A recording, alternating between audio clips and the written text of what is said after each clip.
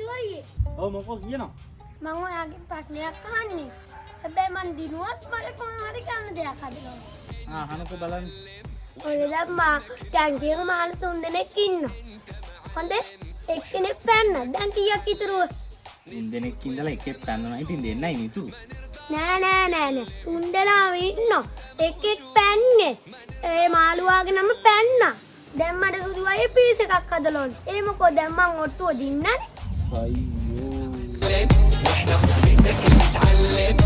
نسكت وانت موجود ما نرضى نتكلم نسكت وانت موجود ما نرضى نتكلم